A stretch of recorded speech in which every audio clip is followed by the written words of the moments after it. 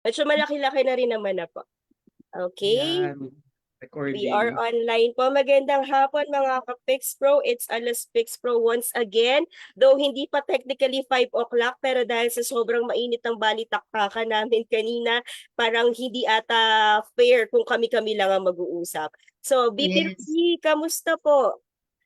Ayan, magandang hapon, Edie Arlene. Magandang hapon mga ka-Pix Pro. Ayan, at magandang hapon sa ating very distinguished guest, no, na ipapakilala sa atin mamaya ni Edie Arlene. Ayan. At magandang hapon sa iyo, Mr. Chair. At din sa guest ni Mr. Chair na from the ICT7. Sir, magandang hapon po sa iyo. Maayong Ayan, hapon. maayong hapon. Yan. Ano na naman, kwentuhang cybersecurity naman. Casey na naman tayo. Grabe. Edie Arlene, anong bang heat index dyan sa Nasa lugar mo? 42 ata kami ngayon, BP Ruby. Ay, grabe. Sobra. Yung kasing init ng balitaktakan natin, ang init ng panahon. Kaya mag-ingat-ingat po tayo dyan mga ka-Pix Pro kung saan mang sulok kayo ng mundo ngayon. Maganda, ma-appreciate po namin when you do shout out. Sabihin niyo po kung saan po namin kayo matatagpuan para mabati naman din po namin kayo. Yes, tama. And si Mr. Chair ay currently nasa Cebu, no? Baka Yes. naman pwede naman dyan may kasalubong. Ayan. Ayan, Miss. Grabe, no? Talagang kulang na kulang yung 2 litrong tubig ba ang required, no? Ngayon sa sobrang init ng panahon, no? So kailangan lagi tayong cool lang and lagi tayong hydrated. But the problem that we will be discussing later on, no? I think medyo yung iba high blood din, ganito na pala talaga yung problema natin, no? Sa ganitong itong ano na to, can I already say it? Sa OSAIC, no? Yes, okay. So, yeah, shout out muna ako sa family ko na sinabi ko na manood. That is very important, lalo na sa mga pamangkin ko. Okay, manood na kayo dyan. Actually, Ayan. opo, ano to much awaited and much requested part 2 po ng ating OSAIC special. And talaga naman po, actually, if you will give me this opportunity to thank the staff of our special guest later, kasi talagang nangulit po kami ng nangulit sa kanila and they facilitated, they delivered, kaya ngayon kasama na natin dito ang ating kuya, coming from one of our most trusted agencies in the government para mag-share sa atin ngayon kung ano po ba ang nangyayari at katotohanan in terms of yun nga po, sinabi kanina ni VP Ruby o sa cases na meron tayo sa bansa. Okay. So, VP Ruby, mukhang meron na tayong mga shoutouts dito. Simulan ko na po. Good afternoon mga Kapix Pro from Sir Christopherson Dizon Laguatan. Magandang hapon, sir. Isa sa ating mga loyal viewers po ito. Sorry. Ayan. Meron din si Sir Aristeo Marasigan, watching from GMA Cavite. Ayan. Magandang hapon. Maraming salamat. Okay, si VP George Pineda nandito rin po pala sa audience. Good afternoon mga Kapix Pro. Good afternoon VP George. He's our VP for training for the NCR chapter. Magandang hapon po. Yeah, so magandang hapon. Ayan. So, share ko lang to kasi nangako ako dun sa friend ko na kapag nag-live na tayo, i-share ko para hindi niya ma-miss. Dahil nung nakaraan, when we initially presented this, no, ay na-excite na sila tungkol dito sa topic natin na ito. Okay, Edie Arlene. Okay, we have Sir Royden Rosiana. Ayan, katabi lang ni Mr. Chair. Magandang hapon po. And welcome to the Growing Pix Pro family, Sir Royden Rosiana. Sir. Pwede na ba nating i-announce sa Sir Royden ang upcoming Cebu chapter? Ayan. Okay, very soon we will be going to do an activation sa Cebu. Ayan. Okay, thumbs up. 2 thumbs up na si Sir Royden. Maraming salamat po sa inyong suporta. We will make it big in in Cebu. Yes. All right. Hello nga po pala sa mga viewers natin from Davao Occidental, from Sir Resu King Nuevo. Magandang hapon, sir. Ayan. At si Sir Tantan Santiago from Baliwag University. Hello, sir. Magandang hapon sa iyo. One of our avid followers tong si Sir Tantan, hindi yan nagsasawang manood at mag-share po ng ating mga postings and KC dito sa Pixpo. So maraming salamat sa walang sawang pagsuporta, Sir Tantan. Yes. And of course, Ibi Arlene, eto na. Kaka-announce lang natin na meron tayong soon-to-be Cebu chapter. Eto na, si Sir Resuki Nuevo. Sabi niya, willing to have Davao Occidental chapter po. Ayan. Sir, sige. Usap po tayo, sir. Ayan, di ba? We have another one from Cebu, Torres Jean. Good afternoon from Cebu. Kasama niyo po ba ito si Sir Jean?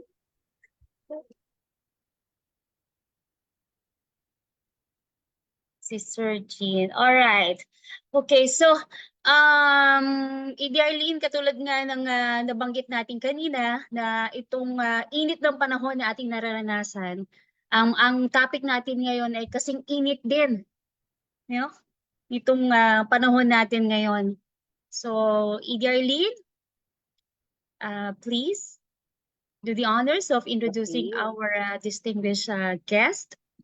Okay, it is with pride and honor to present to you, of course, one of our, masasabi nating best speaker and best resource person when it comes to usaping OSAIC or yung mga pang-aabuso sa ating mga kabataan online. So, without further ado, let me introduce to you Yusek Angelo M. Tapales, the Executive Director for the Council for the Welfare of Children. Magandang hapon po, Yusek. And thank you. Isang makabatang hapon po sa ating lahat, Ma'am Ruby, Ma'am Arlene, Boss Angel, and mga kasama po sa Philippine Institute of Cybersecurity Professionals.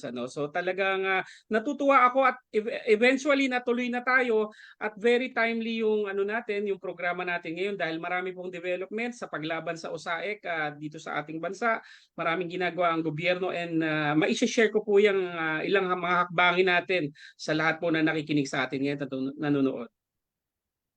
Sige sir, maraming salamat pong muli sa pagpapaunlak po ninyo. I'm sure marami po kaming matututunan. Opo, opo, ma'am, may presentation po ako so pwede nating daanan siya quickly tapos magkwentuhan po tayo. Magkwentuhan tayo. Okay, sir.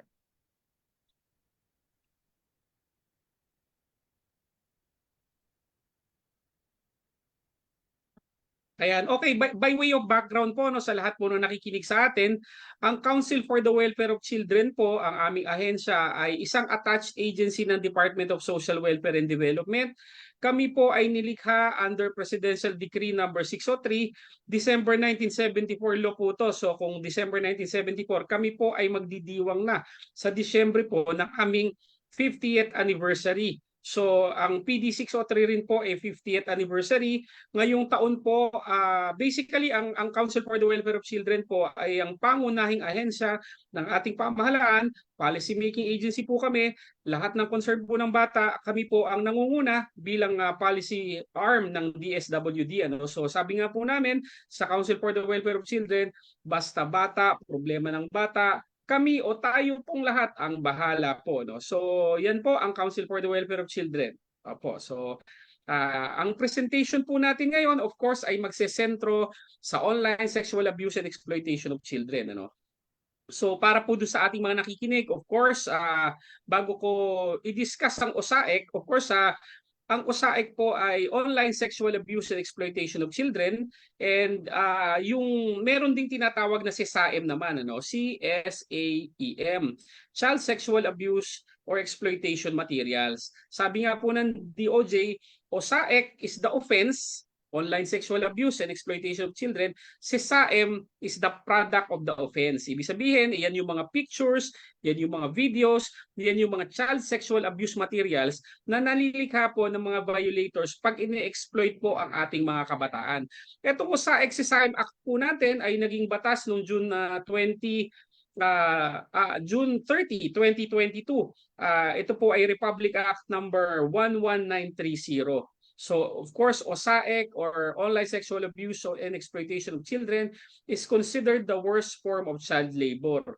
Of course, yung ibang worst form of child labor, merong of course yung ginagamit ka sa slavery, yung ganyan, yung tinraffic na bata, ginawa kang child laborer sa mga bawal na ano, like sa mga mining, whatever, ano. Pero yung iba kasi, may mga batang natatraffic, nakikidnap, kinukuha, inaabduct at ginagawa pong kunyari po pwedeng prostitute or pwedeng exploit online or offline, ano. So kasama po diyan ang OSAEC, ano. So OSAEC is related actually to trafficking in persons, ano. So pwede kang i-traffic din, gawang ka ng online sexual abuse or even offline. Next slide please. Okay, some data, of course, from Save the Children. Save the Children is one of the leading non-governmental organizations, ano, when it comes to child rights advocacy. Batay po sa sa datos ng Save the Children, actually itong datos po na to hindi lang siguro rin nalagay dito, no. 264% increase po kasi yung tinatawag nating mga reports. May mga reports po kasing natatanggap ang ating mga ahensya ng pamahalaan, no? In particular, itong report po na to, yung nag-increase ng 264%, is a report received by the DOJ Office of the Cybercrime. Yung Office of Cybercrime ng DOJ, nung March to May 2020, naka-receive sila ng 279,166 cyber tips. Ito yung mga tips, ano, parang pwedeng pwedeng OSAEC, pwedeng hindi OSAEC. Ito yung mga tips na pwedeng imbestigahan ng ating mga kapulisan, pwedeng imbestigahan ng DOJ, na pag napatunayang talagang ito'y may violasyon ng batas na binanggit ko kanina, yan ay sususugin ng ating mga law enforcement agencies and eventually pwede yan ma-prosecute at makasuhan yung mga tao, no? So from March to May 2020, ang figures po is 279,166. Pero for the same period po, March to May naman 2019, ang figure lang po diyan kasi ay 76,561. So yan po yung sinasabi ng Save the Children, kaya po tumalon ng 264%, ano. So nakakagulat po yan. Of course, yan po ay kasagsagan din ng pandemic kung titingnan natin, ano. Of course, ang dependence natin sa internet tumaas din yan, ano. So I guess that also accounts for the increase in the incidence of possible OSAEC na reported, ano. Based naman dun sa disrupting harm study ng UNICEF, ano, Office of the Research, Interpol and ECPAT Philippines, nagkaroon sila ng pag-aaral yan. 20% of internet using children are aged 12 to 17 had experienced online sexual abuse and exploitation in 2021. The Philippines, sad to say, ranked daw highest among the 13 countries in OSAEC victims. Okay, additional data siguro na maidadagdag ko dito. ECPAT Philippines also conducted a study, and based on the study of ECPAT, yung mga bata po kasi natin, siguro backtrack muna ako, no. Pag pinag-usapan po kasi nating bata, yan ay below 18. Noong 2020, sa 109 million na population ng bansa, 36% ang bata. So roughly 39 million yan bata, no. Dito sa 39 million na bata, ang sinabi ng UNICEF dito, 71% niyang 31 million na yan ay online na, gumagamit ng internet. And of course, base nga doon sa pag-aaral ng ECPAT, doon naman sa gumagamit po ng internet, ang sinasabi po nila, 37% daw ay nag-admit na kinausap o nag-connect with strangers. 37%, ano? 30% naman ay naka-receive ng sexual materials via social networking sites, and 50% received sexual content messages and did not report the incident. Yan po ang nakakagimbal din po dyan, ano? So, next slide please.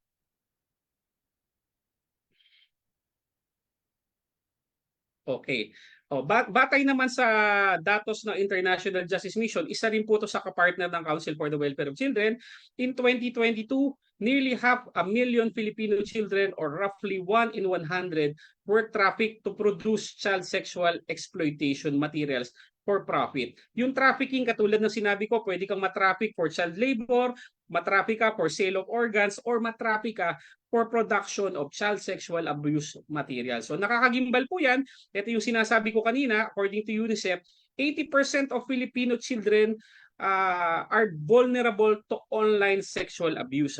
And additional data dyan, 84% naman ng mga victims daw ng OSAEC, based on the statement of the DOJ yesterday, ay mga babae daw. Okay, 80% ng mga bata natin susceptible sa online sexual abuse. 84% ng mga biktima ay usually talaga babae. Pero of course, there are also studies. Yung National Baseline Study on Violence Against Children, 2015 ginawa yan, ni-release po noong 2016. Sabi ng UNICEF dyan, UNICEF Lasal saka Council for the Welfare of Children po kasi ang nag-launch niyang study na yan. Ang sabi dun sa findings, while mataas talaga sa mga batang babae, equally susceptible din sa pagiging biktima ng online sexual abuse ang mga lalaki. Pero dahil sa kultura natin and perhaps that wrong mentality when it comes to men and boys, hindi po nare-report. Bakit po ba? Alam nyo naman po sa mga bata, pag batang lalaki ka, of course, nung bata kami ni Sir Angel, sigurado nakarinig din yan na, bata kang lalaki, take it like a man. Di ka dapat umiiyak.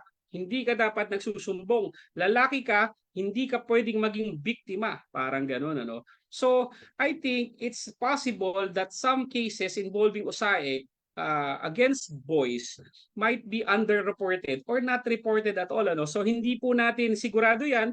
That's why there is an independent effort to create awareness also sa aspeto naman with respect to boys being victims of online sexual abuse and exploitation of children. Okay, next slide, please. Okay, eto totoo talaga to. Data and statistics on OSAEC remain inaccurate and limited. Of course, our data sa Council for the Welfare of Children po, we get our data from the Philippine National Police, Women and Children Protection Center, or from the PNP. Of course, may mga shortages din ng data dyan. Naghihiraman lang kami ng data, PNP, WCPC, NBI, DOJ. So pare-pareho po ang data natin. But of course, the dream of this administration and personally, we at the Council for the Welfare of Children is to have that centralized data. When it comes to children's concerns, whether online sexual abuse yan, offline violence against children, bullying, children is in the streets or yung tinatawag na children in street situations, dapat yan may isang database na readily accessible to the public. Yan po ang tinatrabaho pa po natin. Hopefully, makukuha rin po natin yan. Sabi rin dito, OSAEC mostly happens in the privacy of the homes and of course yung mga perpetrators po palipat-lipat para po hindi sila natitrace. Base po doon sa statement ng DOJ kahapon, binanggit ko kanina, 84% ng nabibiktima ay mga babae. Sinabi rin po nila 42% na nang bibiktima ay usually kasabwat po yung mga magulang. Or 41% naman kasabwat yung ibang mga relatives. So that's very, very alarming. 42%, 41%. Of course, it happens in the privacy of the homes committed by parents, relatives, or persons taking care of children.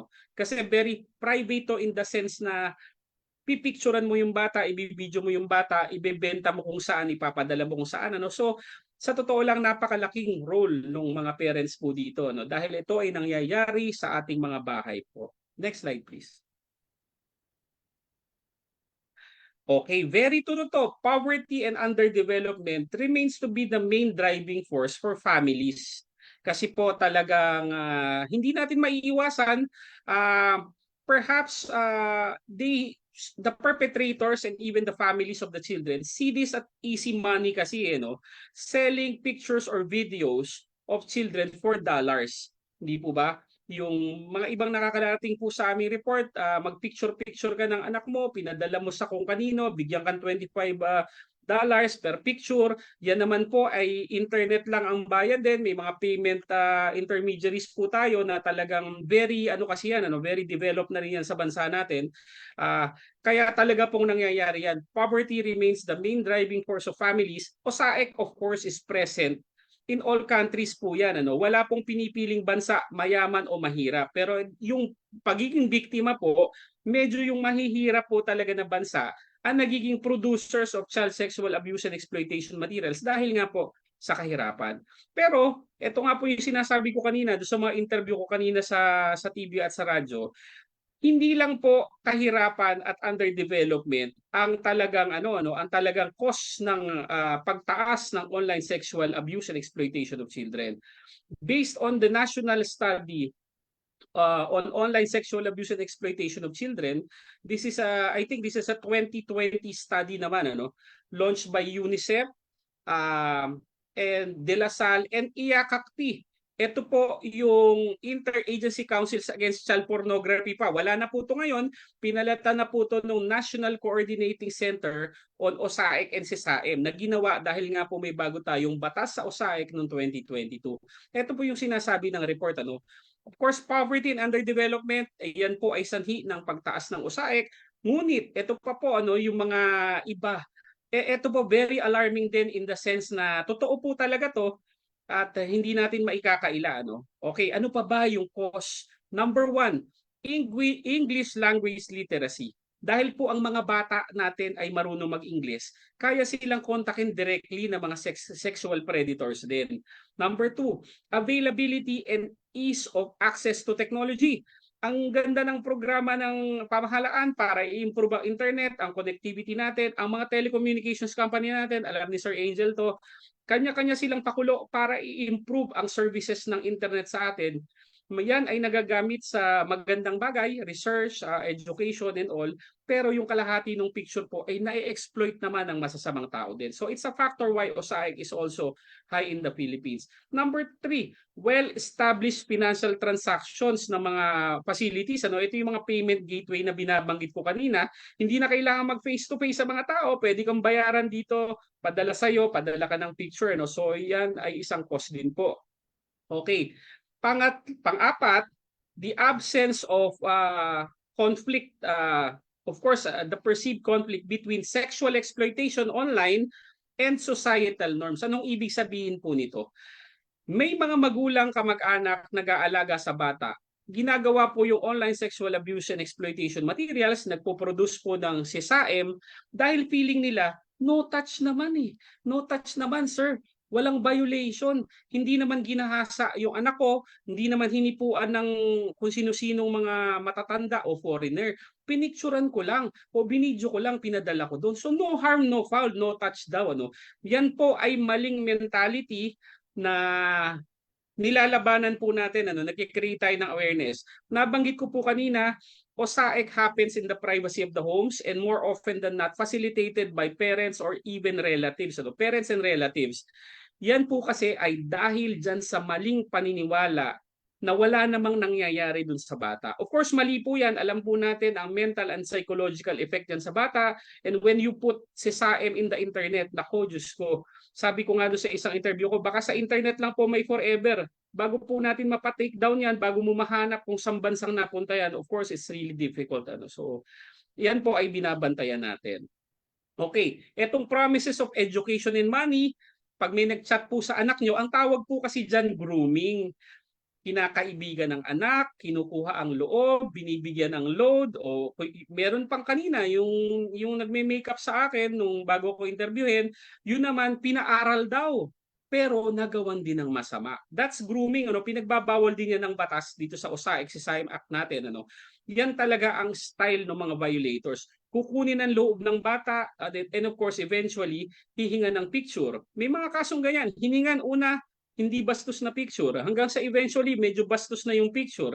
Nagpanik ang bata, gustong kunin ng picture, nakipag-meet doon sa adult, nagahasa ang bata. May mga cases pong ganyan na nare-report sa atin and of course talagang ginagawa ng pamahalaan natin na hindi na yan mauulit, hindi na yan tataas pa. Kaya medyo matindi ang gagawin natin ngayon sa paglaban sa OSAIC. Next slide please.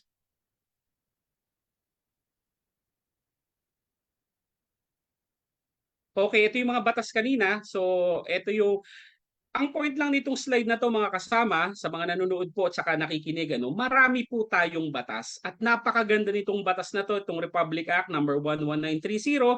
Marami pong gaps dati, kaya maraming krimen na nangyayari sa bata na ina-address nitong itong OSAEC SESAEM Act of 2022. So siguro just to highlight what the OSAEC SESAEM Act features and what it improves from the provisions of the older laws.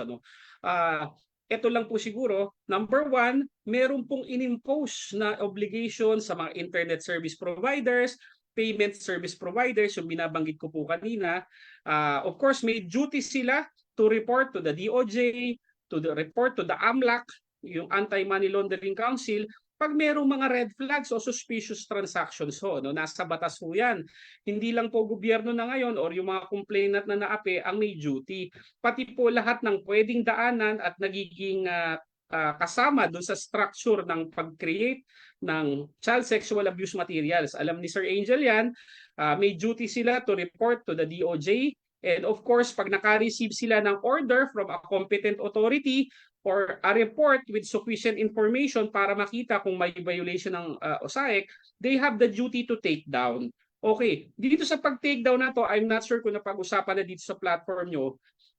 Of course, itong datos na to galing din naman kay Sir Angel. Noong 2023, yung kanyang kumpanya na pinapasukan dati ay nakapag-take down, nakapag-block ng 902,000 URLs or websites in 2023 lang. Napakalaking po niyan at of course may 2.14 million access attempts na talagang pinigilan sila, and from the time they launched their child protection platform, I think that's in 2021, 1.7 billion access attempts na yung kanilang napigilan. So yun nga po ang sinasabi namin dito, maybe all telecommunications companies should do this voluntarily, kahit walang magreklamo, walang government agency mag-prompt sa inyo. You police your own your system, yung inyong platform and ganun din naman sa mga payment service providers. Of course, marami ng additional protection ngayon. Kinreate nga yung National Coordination Center for OSAEC and SESAEM. Yan ang magmo-monitor na implementation ng batas. And of course, yung mga paborito kong provisions siguro ng OSAEC, bawal ang aregluhan. Pag kunyari may naging biktima ng online sexual abuse and exploitation, bawal po ang affidavit of desistance dahil nakipag-areglo kunyari yung magulang doon sa masamang tao na nag-violate. Yan po ay i-oppose ng ating mga piskal, hindi po yan i-approve ng korte at tuloy po ang kaso. So isa sa mga magagandang provision yan ng OSAEC po. Of course, yung child abuse law natin, itong Republic Act number 7610, napakatagal na po niyan. Yan ay talagang basic law natin. Lahat po ng violence against children na andyan po. Yung anti-trafficking in persons po natin, itong ATIP Act po natin, may unang version yan, of course, noong 2023. Nagkaroon ng 2012. Hindi lang nalagay dito, may 2022 version dyan kung saan sinama na yung online sexual abuse and exploitation of children. Kinonsider na yung pwedeng nata-traffic ang mga bata for purposes of creation of online sexual abuse or child sexual abuse and exploitation materials. And of course, yung Cybercrime Prevention Act natin, dati pa naman po yan. Okay, next slide please. Okay, eto napakaganda So siguro iniisip nila, Yusek, napakabigat naman ng mga pinag-uusapan nating datos, medyo ang dami palang problema. So what can we do? Ito po, of course, yung digital parenting, yan po ay pinopromote namin. Meron tayong mga kaibigan dito galing sa DICT. Ito po ay pinupush din ng DICT. So when you say digital parenting, it describes parental efforts and practices for comprehending, supporting, and regulating children's activities in digital environments. Take note, online sexual abuse and exploitation of children is sexual abuse committed by the use of information and communications technology. So talagang ang babantayan natin dyan, yung paggamit ng ICT na responsable. Next slide please. Okay, ito yung mga objectives ano, galing din to sa DICT, sa Department of Information Communication Technology ano. So shout out kay Secretary Ivan Uy, kina Yusek Jeff END, mga kakampi natin diyan, Yusek Dave Almirol, Asek Aboy Paraiso. Yan po ay partner ng Makabata Helpline 1383. In-include po nila kami do sa DICT eGov Super App. Pag may reklamo sa bata, i-type nyo lang po yung report doon, mag-type kayo. Pag nag-click kayo ng submit, mapupunta po kayo sa Makabata Helpline 1383 at pananagutin po natin kung sino po yung nag-violate ng karapatan ng bata. Okay, so balik po tayo, digital parenting. Ano ba ang objectives ng digital parenting? Number one, model responsible technology use. Ibig sabihin, as parents po talaga, una tayo po ang mag-aaral muna. Ano ba ang ginagawa dyan sa internet? Ano ba yung SOCMED na yan? Ano ba yung gadget, tablet? Ano ba yung mga laptop na yan? Paano ba yan gumagana? Kasi po kung hindi tayo marunong, number one, hindi natin mabantayan ng mga bata, hindi natin sila mapayuhan. Number two, kung hindi po tayo marunong at balasubas po tayo sa internet, nakikipagtalo tayo lagi, marami tayong pinopost na kalaswaan kunyari o violence, gagayahin po tayo ng mga bata. So yung ginagawa po ng matatanda po kasi dito ay ginagaya ng mga bata. Kaya it's important to be a responsible technology user para po makapaggabay tayo sa bata at mga anak po natin. Number two, deliberately teach digital citizenship. Pag nasa internet ka, para kasing citizenship din yan. Ibig sabihin, nakikipagkapwa-tao ka sa internet.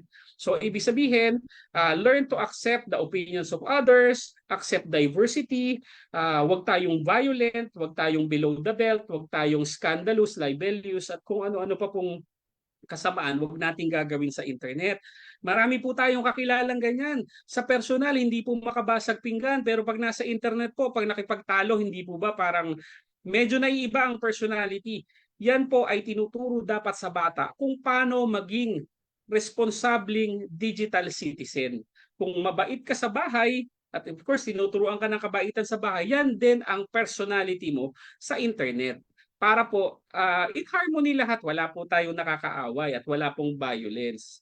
Okay, number three, better monitoring of online time of children. Napaka-importante po ito. Wala pong isang rule dito, Kasi po kunyari sa bahay namin, ako po yung may 7-year-old na anak din. Pag kunyari eating time namin, sinasabi namin no gadgets while eating time. Ngayon, medyo nag-escalate nga po yung rule namin, no gadgets during weekdays because weekdays are school days. Pag Sabado po, binibigyan namin siya ng time mag-gadget, tas nagnenego po ako na baka pwedeng mapayagan pa kahit half day ng Sunday. So nilalabi pa po natin yan sa aking boss dito sa bahay. Siyempre po, kanya-kanyang style ho ang pag-monitor ng online time ng bahay. Check what works for you, what works for your family, what works for your child. Depende po sa sitwasyon din kasi ng bata yan, depende sa dynamics nyo sa pamilya at sa pangangailangan. But the important thing is we have to monitor the online time of our children.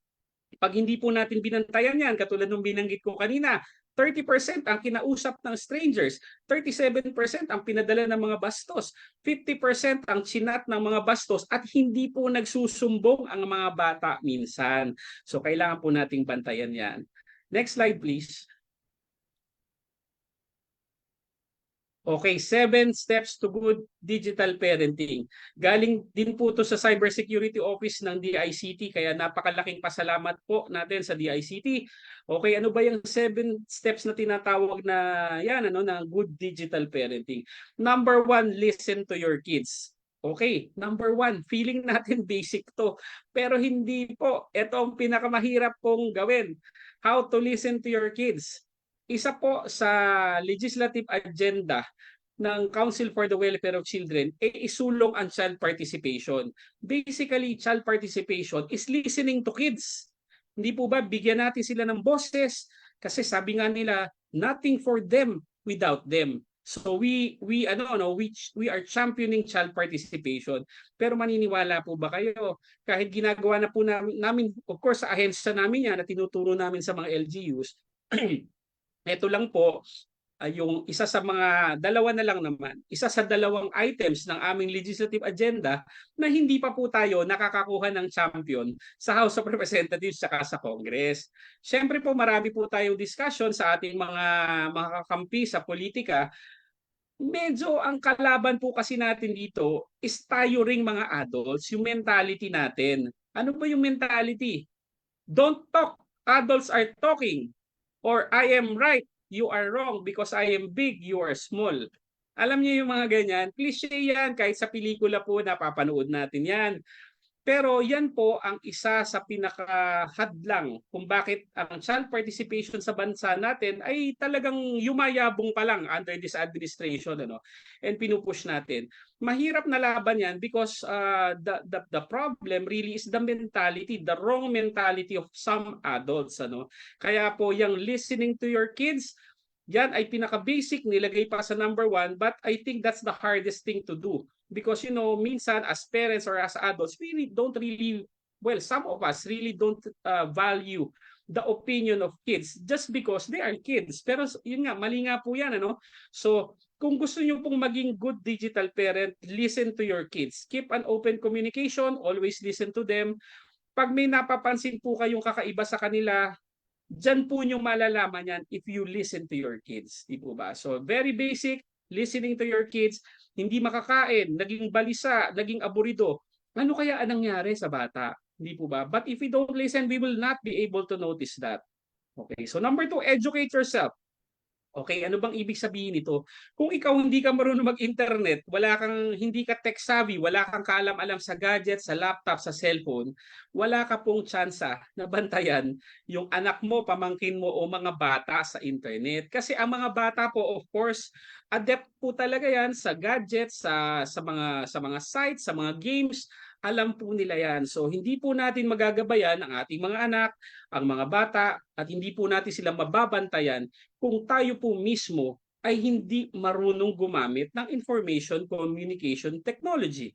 Okay, so number 3, use parental controls. Ang sinasabi po dito, yung mga major operating systems, mga search engines, mga platforms, mga websites, meron pong parental controls yan, ano? So talagang gamitin po natin para hindi po naliligaw ang ating mga anak sa mga malalaswang sites, ano? Of course, napakarami niyan. Katulad nung binanggit ko kanina, noong 2023 lang, 902,000 sites ang naipasara ni Sir Angel na kasama natin ngayon. So, ano po yan? Kaya very important. Next slide, please. Set ground rules. Ito yung binabanggit ko kanina. No phones while eating, no phones during school days, no phones in the mall. May nagpo-phone sa mall habang naglalakad, namamasyal na sa mall na nagagadget pa. So, see what works for your family. Assess your child. Ano po ba ang problema niya? Nagkakaroon ba siya ng addiction diyan sa gadgets, ano? Kasi maraming studies ho yan. Kunyari na-addict ang anak mo sa gadget. Minsan may violence pa nakasama yan, ano? When you take away the gadget, when you deprive a child of that happy place for him, ano, minsan yung pagtanggap niya parang may withdrawal syndrome, para nagwawala siya, nababalisa, nagre-rebelde, ano. So kaya we have to take it slow. See what works for your child and what works for your family. Take it slow, then you escalate, then you be consistent. Okay? Alam niyo yung ito, I'm sure ang mga parents makaka-relate dito. Okay, bawal ang gadget, sasabihin ng mami. Pag uwi ni daddy, hindi, okay lang yan, mag-gadget. Yan. So yan, it confuses the child, ano? Very basic yan. Nangyayari yan sa lahat ng tahanan, ano? So it's really very important for the father and the mother to be one and the same, ano, and going towards one direction, which is to protect the child in the internet and to regulate or to set ground rules to protect the children, ano.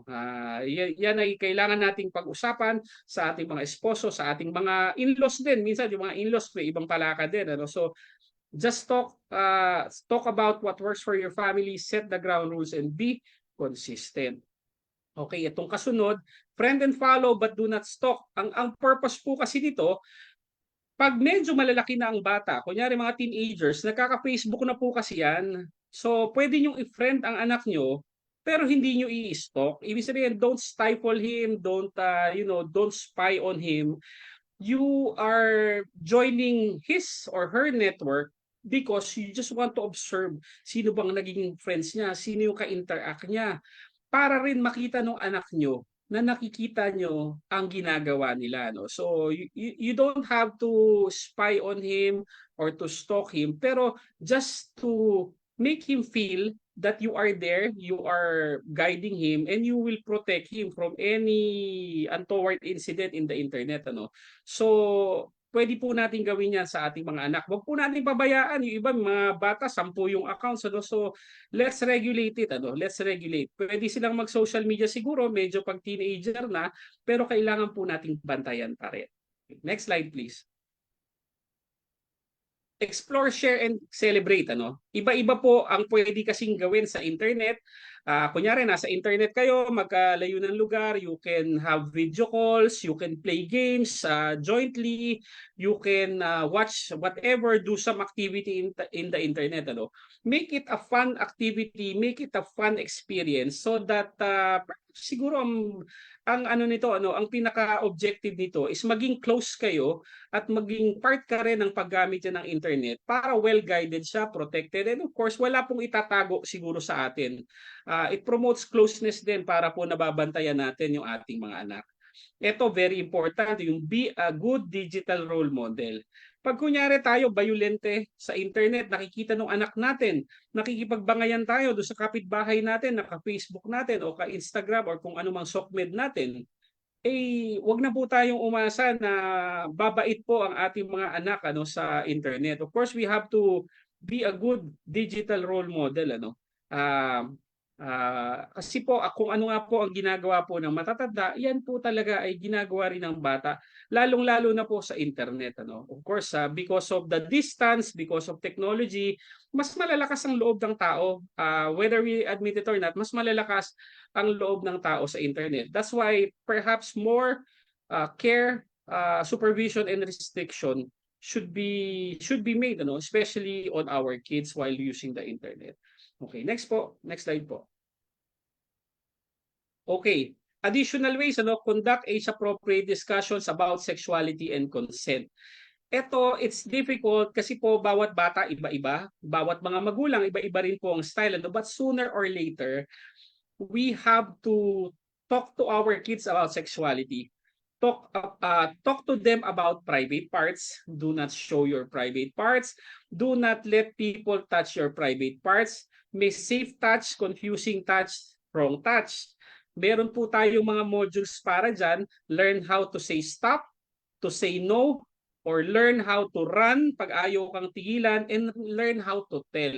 Diba? Stop, no, run, and tell. May ganyan po tayo mga programa para po sa mga batang babae man o sa mga batang lalaki.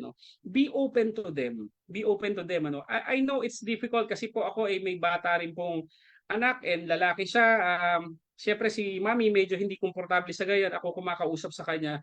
You have to train them at an early age and make it as not as sexual as possible, if that's even possible.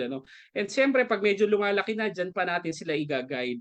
Para po alam nila ang karapatan nila, alam nila yung bodily integrity nila, hindi po yan dapat binaviolate, hindi dapat hinahawakan, sila rin naman hindi nangahawak o yung mga ganyan pong kaso.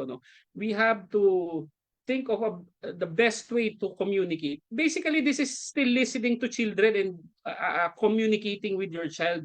So, kanya-kanya pong diskarte ito, but sooner or later, we have to talk to our children about this para po hindi nila sa strangers pa natututunan o sa internet. Baka po kasi mali pa ang matutunan natin. Okay, parents and children daw must attend online protection programs. Pwede naman po to.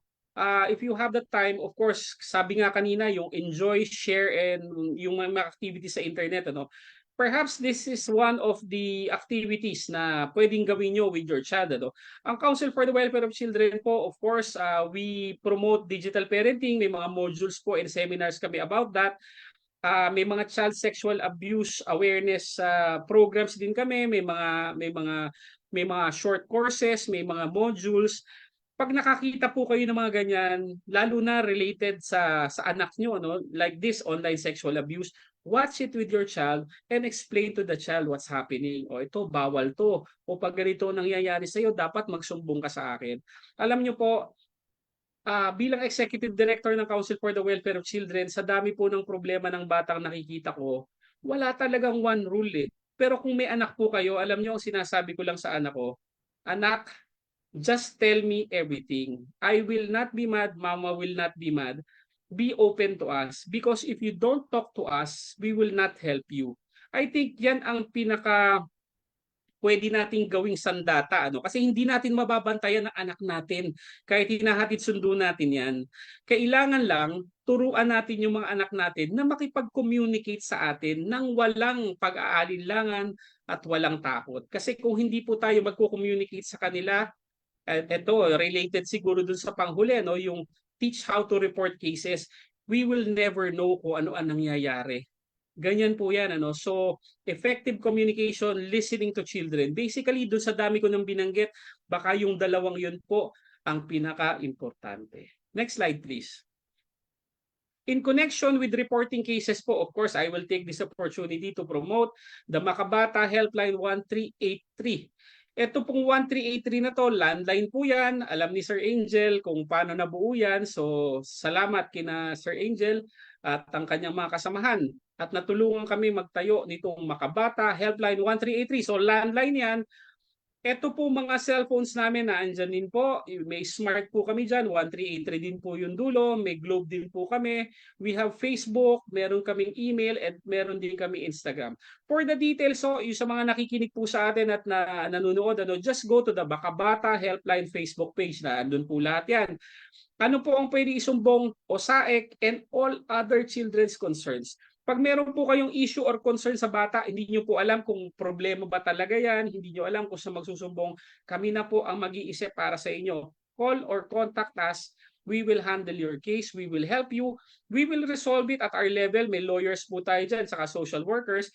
Pero paglabas po sa mandato natin, we will surely refer you to the proper office like the PNP, the NBI, the DOJ, and other national government partners or even partners from the private sector. Next slide, please. Ito po, sorry, last na pala to. No? So siguro as final statement ko dun sa presentation, iiwan ko po ang salitang makabata po sa inyo. No? Makabata. Mahalin at kalingain natin ang mga bata. Basta bata, tayo po dapat ang bahala. Magandang hapon po. Okay, maraming salamat po, Kuya Jello. So, si Sir Jello ay kilala sa Makabata advocacy niya as Kuya Jello. So, Sir, Kuya Jello na rin po ang itatawag namin sa inyo for today's session, if we may. Maraming salamat. Grabe, ang bigat. Ang bigat ng mga piniresent ni Kuya Jello, no? Lalo na doon sa data na sinabi niya na Philippines is number 1, no? Oo. Totoo When it po yan. comes to ASAEC, Pag grabe. tinatanong po kami dyan, Ma'am Ruby, hindi ko naman sinasabing number 1, number 2, number 3, pero I think it's safe to say that we are one of the hotspots po talaga when it comes to OSAIC. Talagang naandyan tayo because because of poverty, underdevelopment, and yung mga factors po na binanggit ko kanina. Yeah, grabe. Sir, Kuya Jello, Siguro, yes po, Mr. Chair.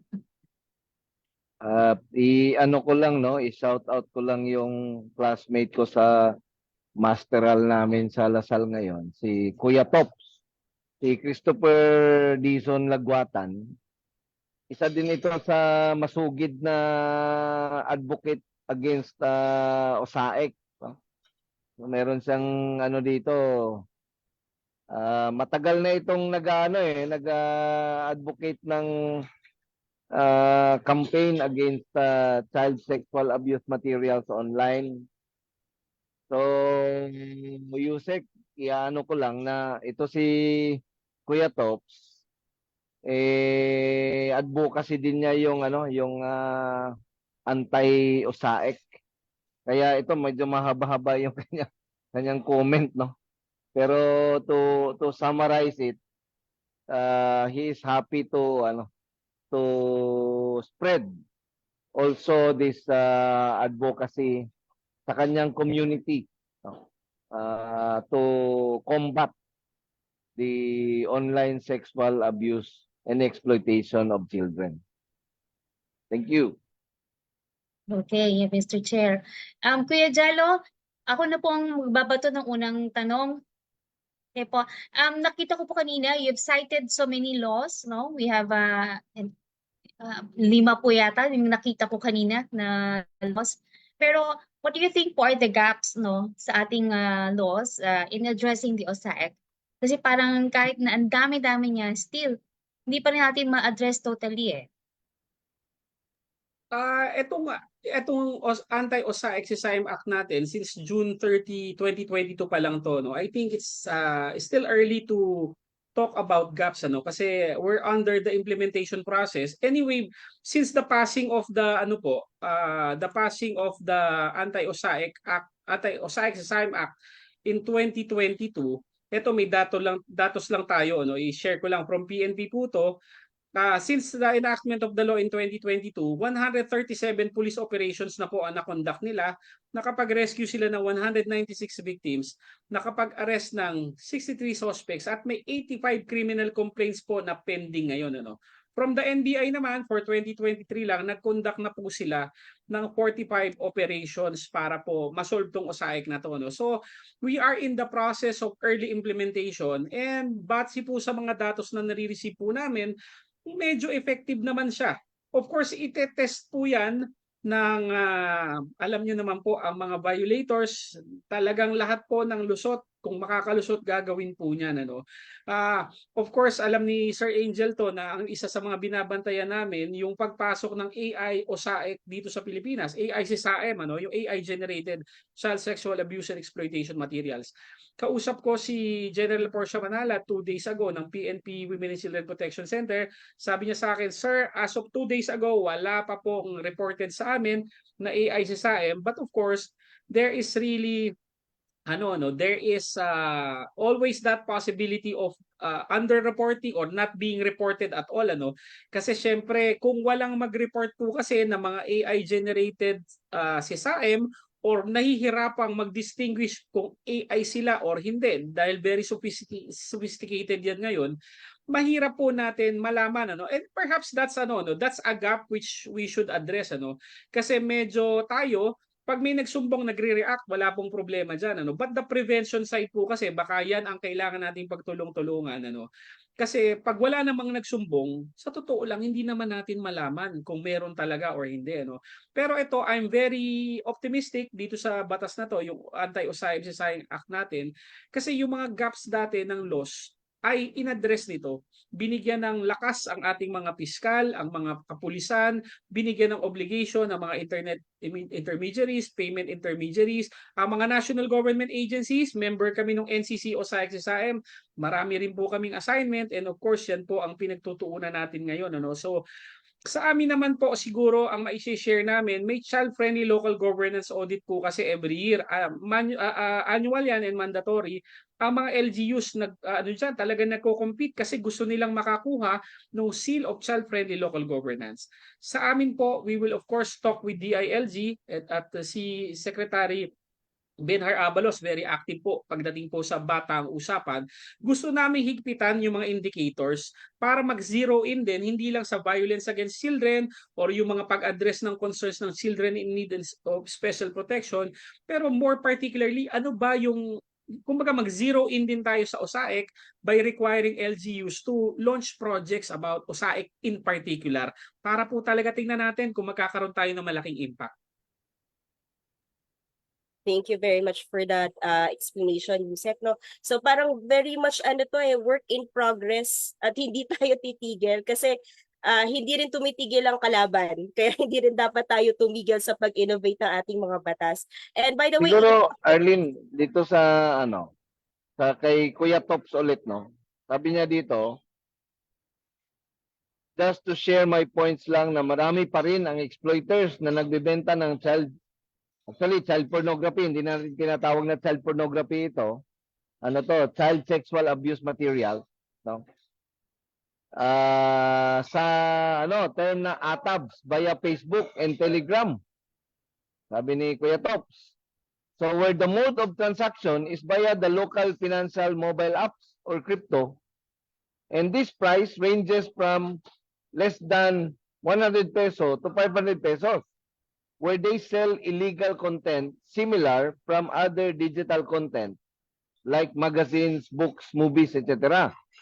So, hindi na malaking groups ang nagbebenta kasi mga small vendors who post like online vendors wherein the material is gathered from FB groups or so-called group chat, no? Ito yung advocacy ni Kuya Tops na nagmo-monitor siya ng mga ganitong transaction. Siguro, ang tanong dito, saan ba pwedeng i-report ni Kuya Tops itong mga ganito? No? Kasi meron tayong mga katropa na nagmo-monitor ng OSAIC na kailangan nila siguro mag-report. Ito, saan ba pwedeng i-report ni Kuya Tops itong mga ganito? Sir, Kuya Angel, napakagandang question yan, ano? Kasi kami bilang Makabata Helpline 1383, iniisip ko rin yan, saan ba kami magre-report? Kasi may mga OSAIC cases kaming pumapasok, yung materials, hindi namin alam kung paano i-take down. Usually, dati ang naiisip lang namin NBI, ano?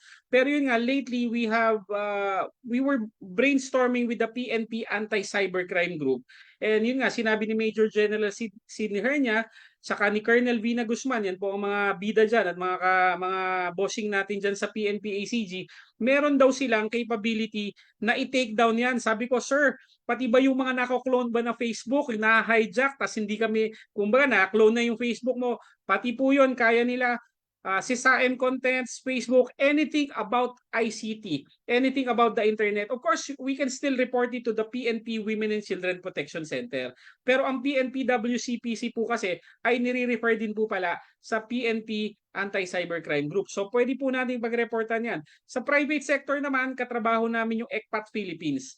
Kasi minsan ang concern naman, ang nagpa-publish na sa ibang bansa, yung picture ng Pinoy na post doon, sila ang kanilang e-protect kids. It's also a helpline, ano? Partner yan ng Makabata Helpline 1383. Partner sila ng iba't ibang helplines sa buong mundo. So they can report it in other countries so that it can be taken down. But of course, pwede yan, ECPAT Philippines, you email or you reach out to their e-protect kids helpline.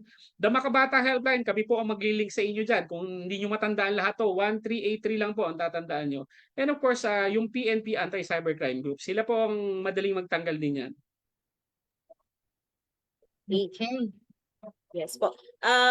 Mr. Chair, BPRB, of course, Yusek Tapales, Kuya Jello. I-shoutout ko lang po, may mga nanonood po sa ating mga 4-piece members coming from Taguig. So maraming salamat.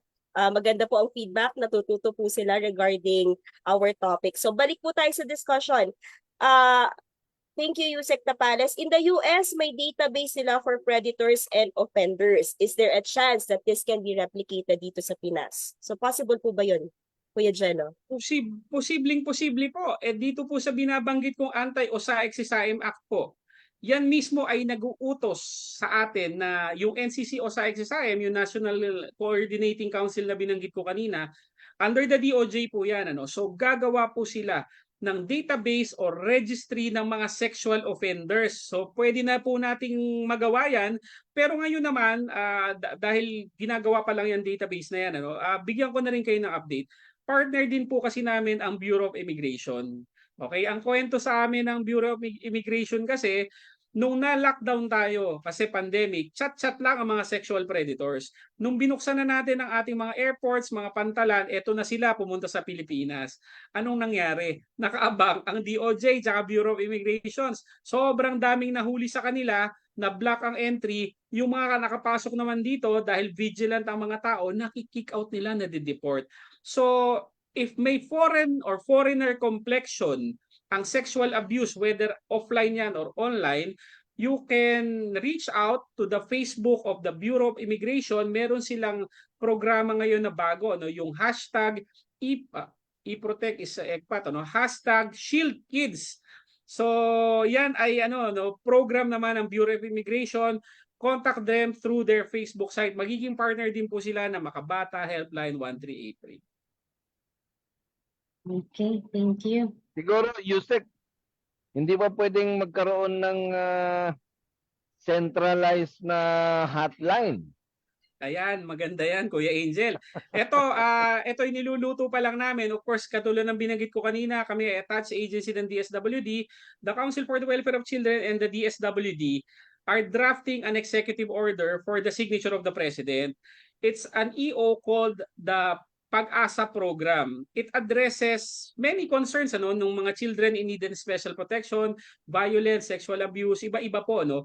Pero in that EO, the Makabata Helpline 1383 will be institutionalized as the focal helpline for children of the government. So sana po, iniintay po natin yan. Shout out sa boss ko, Secretary Rex Gatchalian, sila Yusek M. Villar, Asek Eileen Falier Cuna, yan po ang aming mga kapartner dyan. Ayan. Very nice. Tayin natin yan. Very nice. Sir, Kuya Jello, meron po nagtanong sa akin, pwede po bang humingi ng copy dun sa responsible digital parenting? Yun po yung number 1 tanong niya. And the next is, meron po kayong sasagot doon sa Makabata Helpline? Kasi po yung ibang mga numbers sa government agencies, it takes forever. So, meron po ba Of course, for the digital parenting, visit the Council for the Welfare of Children, website, Facebook page. Mag-message po kayo doon or the Makabata Helpline Facebook page. I-message nyo po pareho, para po mabigyan kayo ng kopya ng materials namin on digital parenting. Pero ganito po siguro, i-add nyo po ako sa Facebook, Angelo M. Tapales, nandyan po ang pangalan ko. Mag-message po kayo sa akin. Pag nakita ko po yan, ako na mismo ang tututok, mag-uutos po ako dyan. So, para po matulungan ko kayo directly. But of course, you can message the Council for the Welfare of Children Facebook din. Dun sa sasagot naman sa helpline, of course, sad to say, hindi pa tayo 24/7 ngayon. Meron tayong 10 tao, actually 11 sila, kasama yung head, naka-assign sa Makabata Helpline 1383. Pero so far, office hours lang kami. Pero kahit alam ko naman na overtime, alam ko weekend, nung may tumalon may nalaglag dun sa building na bata, kamakailan lang. Yan ay I think Holy Week. Walang Holy Week po sa amin. Inutos ko sa kanila, checkin nyo to, you report this to the hindi pala yung tumalon, yung may nag-viral, Kuya Angel, yung bineberate nung nanay, yung dalawa niyang anak, biniral, nilive pa. 5.1 million views na noon, So that happened during a Holy Week or a holiday, So inutos ko 'yan sa Makabata Helpline 1383. Ako naman kinulit ko si General Portia ng PNP Women and Children Protection Center. Wala namang talagang weekend, wala namang holiday sa amin, Basta bata po 'yan, kung 'yan din lang po ay makikita namin, talaga pong action na namin. Pero katulad nung sinabi ko kay Kuya Angel, pag lumabas ang executive order na binanggit ko kanina, yung Pag-asa executive order, at na-institutionalize na tayo as the focal helpline for children, magkakaroon na po tayo ng mga plantilla positions, and of course, dyan na po tayo magiging 24/7. So abangan po natin yan. Siguro, BP Ruby and ED Arlene, yung ating partnership with the BPO on cyber security as level 1 responder, siguro pwede rin natin i-offer yun kay Yusek na maging part ng kanilang 24/7 na hotline for online sexual abuse and exploitation of children, Kasi kung hindi 24/7 si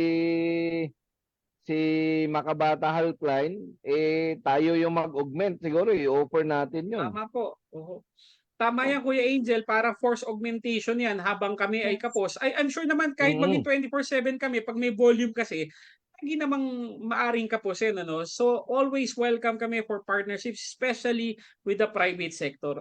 I-brainstorm natin yan soon po. At saka ibigay namin yan Kuya Jello as free para makatulong. Napakaganda po niyan. Kuya Angel, binanggit ko kanina, nakapag-guest ka na rin kasi sa amin sa Makabata Teleradyo. I think nakapag-guest ka na, di ba? napag-usapan na natin din tong mga to. Pero of course, ang Pix Pro ay always welcome. Mag-reach out. Tayo naman ay lagi naman tayo mag-text dahil ay isang advokasya natin. I-message mo ko kung may bago kayong pakulo or whatever. Itulungan po natin ang isa't isa para mag-create po tayo ng awareness. Tama. Si board namin and BP Ruby is the in charge of Pix Pro Cares, no? Yung ating education sa mga communities natin, and currently the NCR chapter president. So, ang advocacy natin is yun na, yung atong USAIC, saka yung dangers of the internet to women and children. So marami siyang mga projects and initiatives that is aligned to the objectives and goals of CWC. Na we think we can help the CWC in propagating its objectives, no? So yun, ang isang magiging value namin sa inyo USEC na we can help you. And this is for free. Sabihin mo lang sa amin kung anong gusto mong iparating natin sa community, then we can expedite itong information drive na gusto ninyo. Kuya Angel, Ma'am Ruby, Ma'am Arlene, napakaganda nitong offer na to. I'm sure nanonood ang Makabata Helpline Team and the Office of the Executive Director dahil sinabihan ko sila na manood talaga. Dun sa mga taga CWC na nanonood, yung request po for digital parenting, yung materials for digital parenting, kung hindi makakontak kasi sa akin ng mga tao, mga kaibigan natin, pwede nating ipadala, mga CWC staff, padala nyo kay Ma'am Arlene, kay Ma'am Ruby para tapos na yan. And of course, Makabata team, narinig nyo yung sinabi ni Kuya Angel, please, wag nating patagalin. Maybe we can meet, we can discuss, and perhaps we can even sign an MOU para po maabot natin mas marami pa pong mga kababayan po natin sa iba't ibang regions. I saw Ma'am Grace po over the live stream, pumapalakpak, mukhang gumagalaw Ayan, na nga po ang si sapatos. Grace ay ang aking EA3 na kapatid ko rin, of course. So sigurado magagawa yan dahil narinig na ni Grace. Grace, bahala ka na sa ating mga kaibigan sa Pix Pro. Tsaka siguro BP Ruby, kasi we are set to activate the Aurora Baler chapter, and we are set to activate the Rizal chapter, and we are set to activate the Region 7 chapter. So let's make sure na we include the advocacy of CWC din. Yes, Mr. Chair. Meron tayong upcoming din na Davao Occidental. Meron nag-message kanina dito na And may UAE pa nga po. and UAE. Yes. So, yung ating advocacy is lumalawak eh. So, kahit na medyo nakakatakot itong nakikita natin regarding OSAEC and SASAEM, hindi naman tayo humihinto at hindi naman tayo nagpapahinga in combating, of course, sa cybersecurity-related crimes na meron tayo dito sa Pinas. So, maraming salamat, Yusek Tapales, Kuya Jello, for gracing our program. Marami po kaming natutunan sa inyo ngayong hapon. Actually, kulang pa nga po ang isang oras para pag-usapan po itong OSAEC at digital parenting. But thank you very much po for gracing our program. Maraming salamat po, Ma'am Ruby, Ma'am Arlene. Pero ang boss ko at mentor ko, ito po, kaharap natin, si Chairman Angel Redoble. Yan ang Jedi Master ko po pagdating sa ICT concerns. Yan ang master po talaga dyan. Pero Kuya Jello, ikaw naman ang Jedi Master namin pagdating sa welfare of children. Opo, Kaya full awareness po support kami tayo. sa inyo. Ang Pix Pro, we have more than 12,000 followers. So itong video na to will be broadcasted, no? And sa LinkedIn naman, we also have followers. So we are very positive, no, na itong anti-OSAIC campaign natin madadala natin to sa buong Pilipinas. Makakatulong kami sa iyo sa mga radio programs mo, sa TV interviews mo. So Pix Pro is at your disposal, Yusek. anything that you need for us to propagate, just let us know. Kahit na kung anong video yan na campaign, kung anong materials yan na campaign, i-broadcast namin yan. Kasi we believe, no, the greatest asset, kami sa cybersecurity, Kuya Jello, we protect digital assets. We secure digital assets.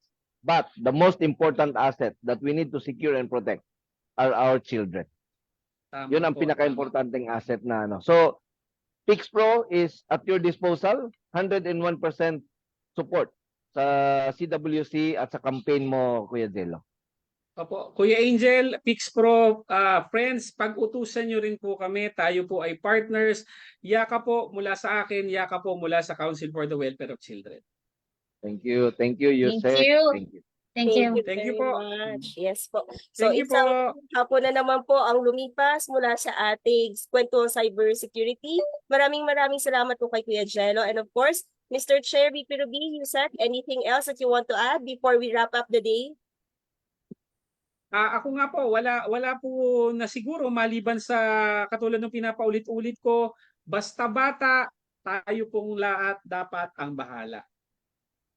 Okay. Kuya Amen. Jello, paulit po uli ng ating Makabayan hotline para po sa benefit ng ating mga viewers. Para po sa may report, kahit ano pong concern ng bata, contact the Council for the Welfare of Children, Makabata, Helpline 1383. Kung gusto nyo po naman cellphones or yung mga SOCMED, visit the Makabata Helpline Facebook page. I-post natin yun sa ano natin, EDR Link, Yes po. sa I-share page po natin. Yes po. Mr. Chair, for your last message before we wrap. Okay. So, like sinabi ko kanina, ang pinaka-importanting asset sa bansa natin ay mga kabataan. Hindi natin ito pwedeng pabayaan. At ganun, ay kailangan nating suportahan si Yusek Jello, si Yusek Tapales, at ang kanyang Council for the Welfare of Children. No other options. We need to support to protect our children. VP Ruby? Sir Jello, Kuya Jello, maraming salamat. At ngayon pa lamang po, sasabihin na namin sa inyo na yung isi-share po ninyo na PowerPoint presentation ay ilalagay na po namin dun sa mga Ayan, sa aming opo. materials para po magtulungan na po tayo na i-propagate itong ating protection especially sa women and children. Ayan. At nawa po sa part 2 po nito ay muli mapaunlakan niyo po kami dahil this is a very interesting topic po talaga. Maraming salamat po. Makakaasa po kayo. Hopefully, pag nag-part 2 po tayo, mababa na yung statistics at mataas na yung Oo, effort. sana po. May updates na po sana ako sa inyo. Yes, and nabalasa na po kumbaga sa ating legislation ang mas matindi at mas mabigat na batas to contradict and to counter, of course, OSAEC and CSAM. Okay. So, mga ka-Pix Pro, medyo lumagpas tayo sa ating 6 o'clock mark. Pasensya na rin po, Kuya Jello. Alam namin napaka-busy nyo, napaka-busy rin po ng ating mga Pix Pro executives, and yet we are here doing the advocacy. So maraming salamat po. And dito po kasi sa cybersecurity, di ba usually when we do our work, Mondays to Fridays, weekend, free time na po tayo. Pero sa cybersecurity, hindi po kasi uso yun. So sabayan nyo po kami. Ang mantra po kasi namin dito sa Pix Pro is, happy lang, walang Happy lang, walang weekend. Sabay-sabay na. Sabay-sabay Happy na. lang. 1, Happy 2, lang. 3. Happy lang.